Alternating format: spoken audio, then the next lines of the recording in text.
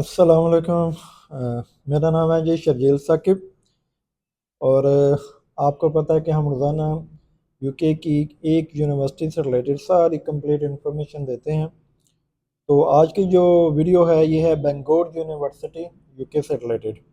बेंगोर university कितना आइल्स लेती है, इसकी फ़ीस कितनी है, इसकी कौन कौन सी इंटेक में एडमिशन होता है, इसकी प्रोग्राम्स कौन कौन से हैं और स्कॉलरशिप कितनी प्रोवाइड करती है, इससे रिलेटेड आज सारी वीडियो में हम डिस्कस करेंगे।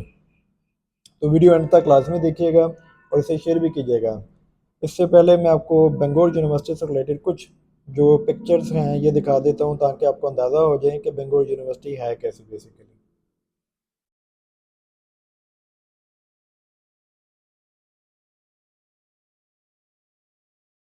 तो बेंगोर यूनिवर्सिटी की अगर हम बात करते हैं तो इसके जो कैंपस है ये बेंगोर में ही है।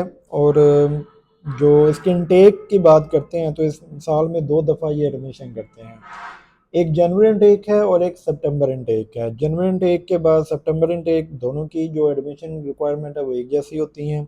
अभी सितंबर इनटेक जो है वो कंटिन्यू है, उससे रिलेटेड मैं आपको सारी डिटेल दे देता हूँ।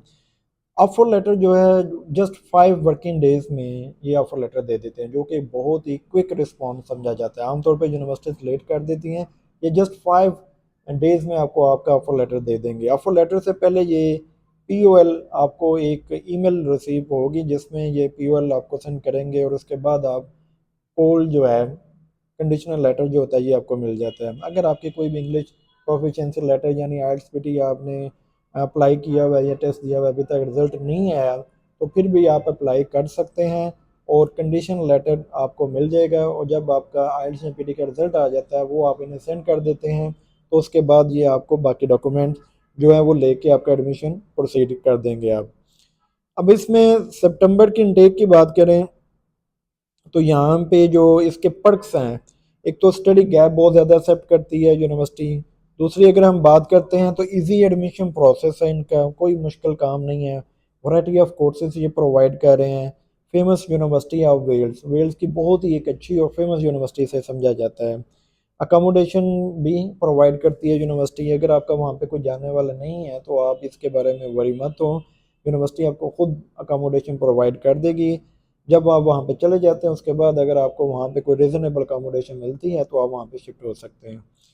स्टडी गैप की बात करें तो पोस्ट ग्रेजुएट कोर्सेज के लिए 10 साल का यानी मास्टर प्रोग्राम के लिए 10 साल तक का गैप एक्सेप्ट किया जाता है।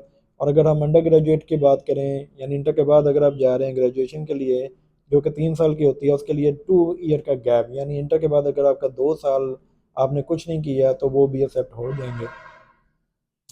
इसके बाद अगर हम एंट्री रिक्वायरमेंट की बात करते हैं तो इंटरनेशनल ईयर ज़ीरो जो है वो उसमें आपको 50% आपके मार्क्स होने चाहिए। आपके हाई स्कूल यानी इंटरमीडिएट में अगर आपके 50% मार्क्स हैं तो देन आप इनका फाउंडेशन जो है इंटरनेशनल ईयर ज़ीरो भी इसे कहा जाता है, उसमें आप एडमिशन ले सकते हैं।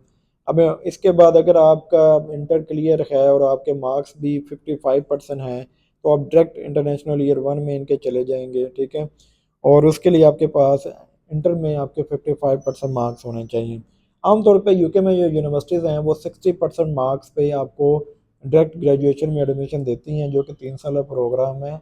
लेकिन बेंगलोर यूनिवर्सिटी जो है इसकी एक बहुत बड़ा पर्क है, बहुत बड़ी ये बेनिफिट है कि ये 55% पे भी आपको डायरेक्ट जो 3 ईयर ग्रेजुएशन है उसमें एडमिशन दे देती है। अब अगर आपने ग्रेजुएशन में आप जा रहे हैं और उसमें अगर आपके इंटरमीडिएट में 75% मार्क्स हैं और 2 ईयर ग्रेजुएशन में अगर आप पास हैं तो वो आप उससे भी डायरेक्ट ग्रेजुएशन में आप जा सकते हैं। यानी आपने इंटरमीडिएट में 75% मार्क्स हैं और ग्रेजुएशन भी आपने की हुई है और ग्रेजुएशन में आपकी वो आप जस्ट पास भी हैं तो उसके बेस पे भी आपको डायरेक्ट यूजी में एडमिशन मिल जाता है, जो कि 3 साल का प्रोग्राम है। पोस्ट ग्रेजुएट के लिए आपके 60% मार्क्स होना लाजमी है, यानी अगर 4 ईयर डिग्री आपकी BS ऑनर किया हुआ है या 2 ईयर ग्रेजुएशन और 2 ईयर मास्टर किया हुआ है तो दोनों में जो है ना 60% मार्क्स जो है ना वो लाजमी है।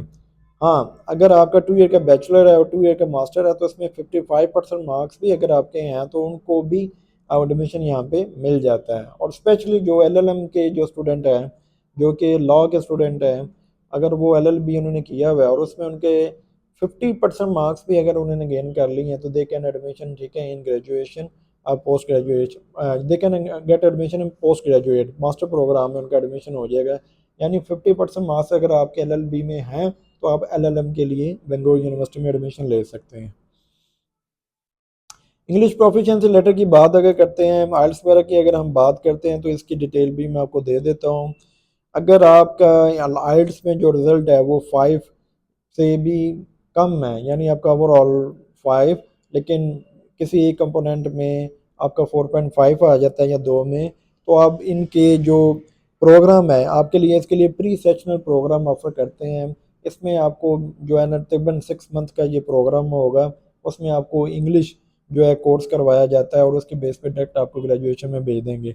अगर आपका जो ओवरऑल जो आइल्स है वो 4.5 है, नॉट लेस देन 4, यानी किसी में भी 4 से कम नहीं है, तो 1 ईयर का प्री सेशनल लगेगा, यानी आपको 2 सेमेस्टर आपको वहाँ पे करवाएंगे इंग्लिश से रिलेटेड, और उसके बाद ये आपको आपके ग्रेजुएशन या मास्टर प्रोग्राम में ले जाएंगे, ठीक है जी। इसी तरह अगर क्या नाम है आप मास्टर प्रोग्राम के लिए जाना चाहते हैं और तो देन आपका 6 अगर आपका बैंड है और नॉट लेस देन 5.5 प्रो है तो देन आप एडमिशन ले सकते हैं यहाँ पे। और 5.5 नॉट लेस देन 5.5 के ऊपर भी आपका एडमिशन हो जाता है 2 टर्म प्री मास्टर के साथ है, यानी एक आपका प्री मास्टर लग जाएगा और एक आपका 1 ईयर का प्रोग्राम जो होता है मास्टर प्रोग्राम हो गया। यानी अगर आप 5.5 नॉट लेस देन 5.5 है और मास्टर प्रोग्राम के लिए भी आप जाना चाहते हैं तो ये एक बेहतरीन यूनिवर्सिटी है, ये आपको एडमिशन दे देती है। आपका 1 सेमेस्टर जो है वो एज अ प्री मास्टर लगेगा और उसके बाद आपका 1 ईयर की डिग्री स्टार्ट हो जाएगी। तो बहुत ही अच्छी यूनिवर्सिटी है, बहुत ही अच्छा प्रोग्राम दे रही है। आप तमाम ऐसे स्टूडेंट जिनका आइल्स में बैंड कम है लेकिन वो यूके जाना चाहते हैं उनके लिए बहुत अच्छी ऑप्शन ये समझी जा रही है। तो तमाम वो कैंडिडेट जिनका आइल्स में मार्क्स कम है, अब वो उन्हें कोई यूनिवर्सिटी नहीं मिल रही, तो आप हमसे रब्ता करें, हम आपका बेंगलुरु यूनिवर्सिटी में एडमिशन करवा सकते हैं जी। अब अगर इसकी हम फीस की बात करते हैं, पहले तो एडमिशन प्रोसेस देख लें तो सबसे पहले अनकंडीशनल लेटर है।